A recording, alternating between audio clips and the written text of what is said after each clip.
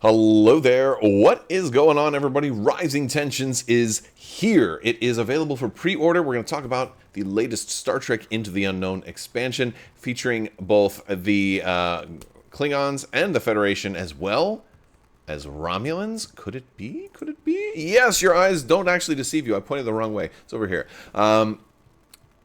The Romulans are actually going to be in this expansion too, although it's primarily Federation and Klingon. We're going to talk all about this. This is a really exciting pack, and before I jump into it, we are doing a new round of the giveaway for the $25 Amazon gift card. All you have to do is be a subscriber and leave a comment on this or one of my videos. It's as simple as that. YouTube tells me about 63% of my viewers are not subscribed, so it's very easy. You can enter to win. You can enter win giveaways. You just click that subscribe button. It helps me out, and it helps you out because you can also then click that bell for alerts. You can get notified when new content comes out, all that great stuff. And for the comments, let me know what you're excited about this box. And if you're not excited about this box, or if you just want to say something else, let me know one of your favorite Star Trek episodes. I'm still doing a Next Generation rewatch right now. I'm on season 7, and I've got one for you. Before I get into this expansion, there was an episode, I want to say it was in Season 5, there's a time traveler that shows up. Berlingoff Rasmussen was his name. And the Enterprise is like, whoa, there's this dude in a strange shuttle. And he comes on board, and he's like, yeah, I'm a time traveler. And Picard is just like, well, shoot. You get full access to the ship and its crew. Everybody has to answer all of your questions by my orders.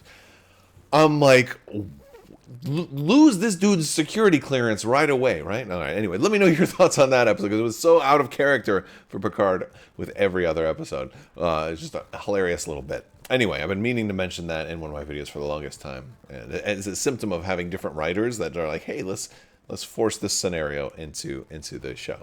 All right, so Rising Tensions. This is a campaign expansion, so this is not a standalone box. This is going to be a campaign expansion. It's going to have 4 ships in there, plus a lot of other stuff. It's going to have a lot more campaign materials too. So there's more than just 4 ships. There's a lot of officers. So if we, and I'm going to have a link, you can check out the pre-order page. This is going to MSRP for $99.99. You're getting 4 ships in here. You're getting a lot of new officer cards. You're getting new missions, the Klingon faction as a whole. And it looks like you're getting another Defiant, probably a proper Defiant because of our Romulan sub-commander that's going to be in there. We're getting a Miranda, we're getting a Bird of Prey, and a Vorcha, and that is, I believe, a Burrell Bird of Prey. So yes, it does say it comes with 4 highly detailed pre-painted miniatures, a Vorcha class attack cruiser, 1 Burrell class Bird of Prey, so not the Cavort, although there may still be some standalone expansions that come out alongside this. I wouldn't be surprised if there was a Cavort, or the Negvar has also been talked about. A Miranda class cruiser and a Defiant class escort. There's 4 ship bases with pegs, displays, dials, 20 officers, 48 gameplay cards, 4 mission cards, a campaign book, 3 stealth trackers. Yes, we are going to have stealth. We're going to have cloaking in this set.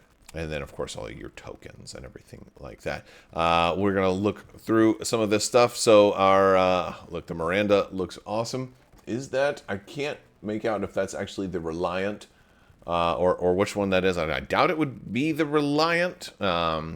But yes, so I can't make out which one that is. I'm sure eagle-eyed people will break it down, and I'll find out soon. Maybe I can get some of the WizKids folks on for an interview, and we can talk about this pack a little bit. That would be a really fun thing, and I'd love to. These are questions that I have. There we go. Looks like the Defiant, and although there's probably a registry number on there that might be slightly different, but it may come with. If it's not the Defiant, I do think. Then it'll probably have the Defiant title at least that you can use with yours. It might be, there's lots of different, there's the Valiant, there's the Sao Paulo, there's all different ones. So it could be any one of those, which is also cool. But this one should most certainly be able to cloak, as evidenced by the nature of this expansion and some of the stuff we'll see in a little bit. We've got our Burrell class Bird of Prey there, and it definitely looks to me like those wings have just a tiny little gap in there. I think they're going to be able to move. I cannot wait to get this thing in my hands. That looks groovy. It looks really good. And there's our Vorcha. The Vorcha, now I can't tell if that's a medium or a large. I think it's going to be, I think it's going to end up being a larger medium. I think it's going to end up being a larger medium based on that picture, but I'm not sure. It does look like there's 3 peg holes on that base, which I think could be either one. Now, the Vorcha is a little smaller than a Galaxy class, but not much. And I could just see it. I could see it fitting on either one. But I think if they're doing the Negvar, which I've heard rumors that the Negvar is going to be coming, then it would give them a very easy for a large, medium, and a small this way. Although the Cavort bird of prey would also be a medium, so I could see it totally going either way. But the reason I feel like this is probably a medium is because of how much it's overhanging the base there. If that were a large base, that might mean that it's. Because since the scale is a little more appropriate, I feel like that's on a medium base. I feel like it is, but I could be wrong. Let me know if you think I'm wrong down in the comments, or let me know if you agree that you think that that's kind of on the larger end of the medium spectrum there. But yeah, that's pretty cool. Very cool. And we have cards too. We've got Gowron with the Canny Chancellor. The subtitles here are funny. It looks like he's got Diplomacy 2, Ordnance 1, Skirmish 1, Navigation 1, 2, Sustained Damage 2, so he's got 2 hit points. And he's got a ready ability where you can do something with your Calm Directive. Maybe he can just basically declare, maybe he can just decide, you know what, we're going to war. Maybe he can do that.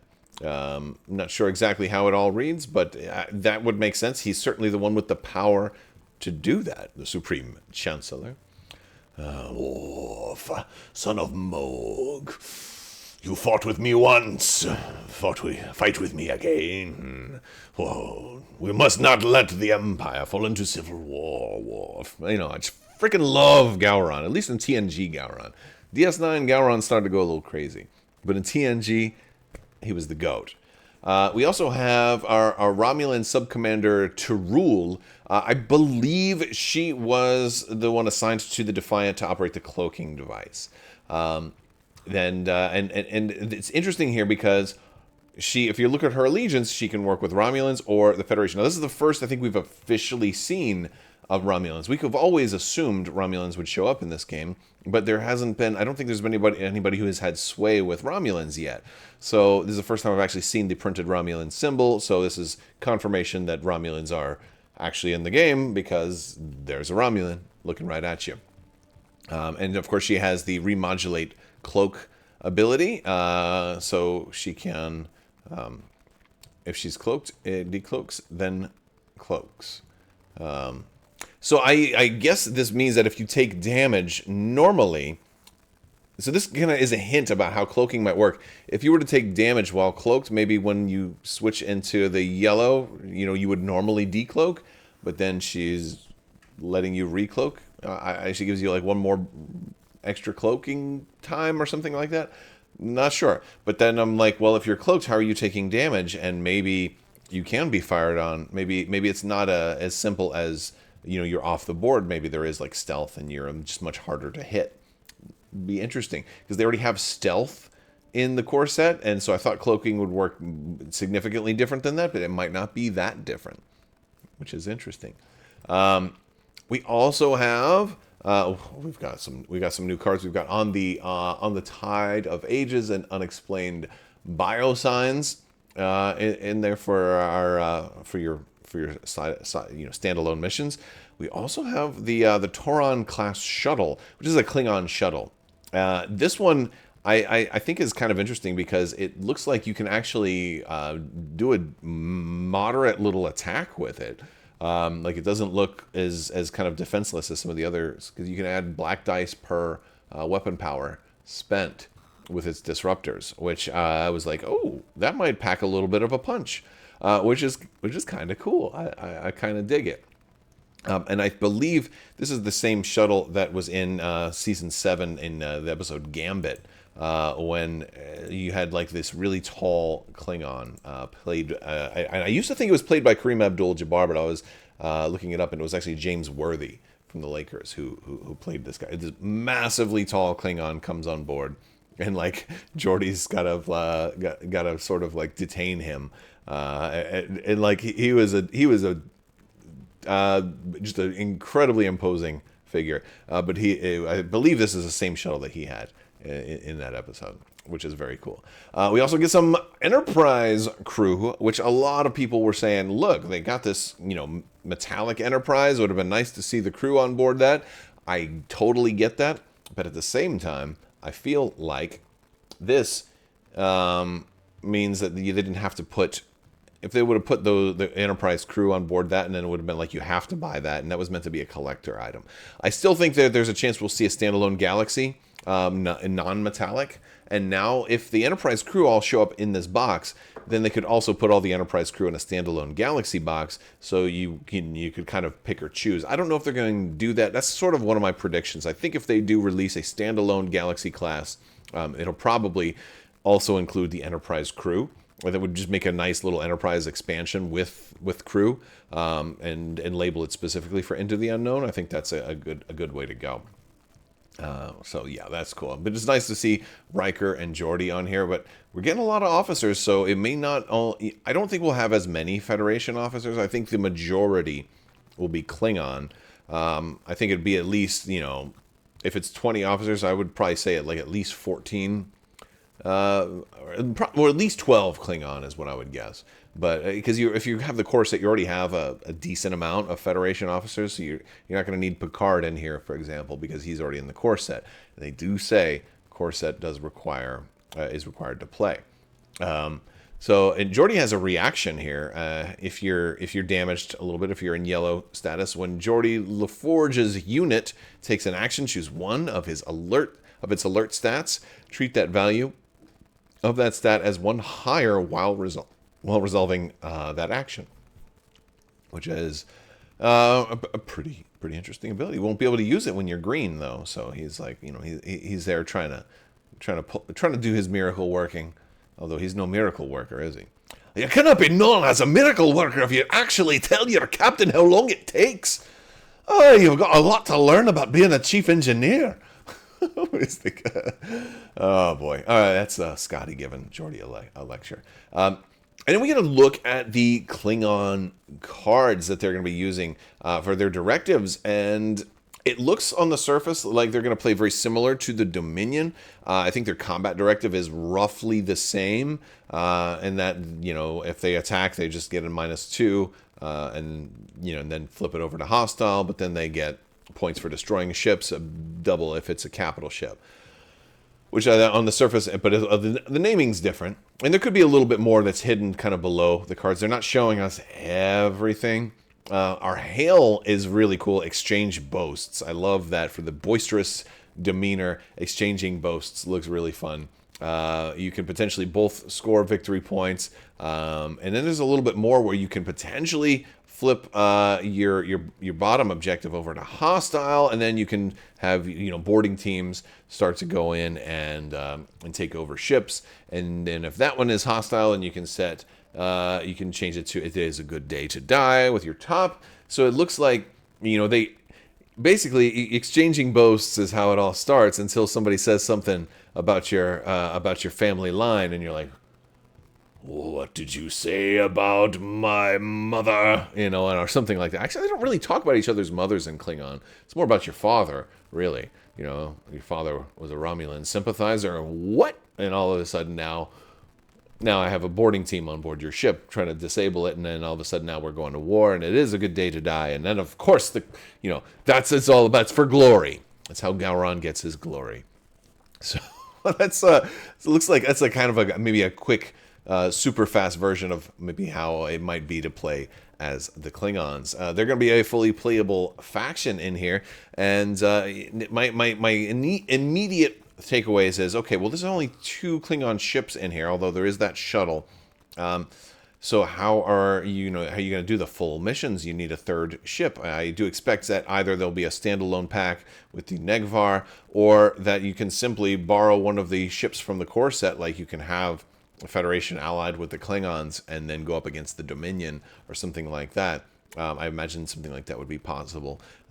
Or maybe you just got to buy 2 of these. I don't think you're going to have to buy 2. I don't think they're going to force you into doing that. And then, of course, there could also be like cardboard tokens and stuff to represent an extra ship or reinforcements or something like that. Or again, this campaign itself might be a 2-ship plus shuttle sort of campaign. You know, it might not require all 3 ships, especially since the Federation only has the 2 also. Let me know what you guys think down in the comments section below. Rising Tensions is up for pre-order. Now, this is shipping in Q3 2025. That might sound like that's a really long ways away. Q3, what are we, still in Q1 right now? Well, it's not exactly 6 months away because we're already more than halfway through Q2. And January did technically last for about 5 months. So we're much closer to Q3 than it seems. I feel like February is flying by. And it's about to be March. And Q3 could just be 4 months away. Or 4.5 months away, potentially.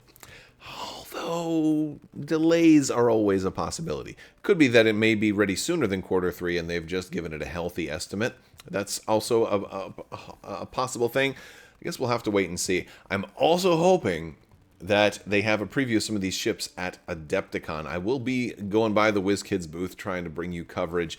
We'll see if they have anything cool to show off, or maybe we'll get to talk to some of the WizKids folks at Adepticon. Be sure to, that's another reason to subscribe, not just for the giveaways, but for all the cool coverage we're going to be bringing you. I want to thank you guys so much for watching. Let me know some of your thoughts about this expansion or some of your favorite episodes down in the comments section below, and join our Discord and keep the discussion going there.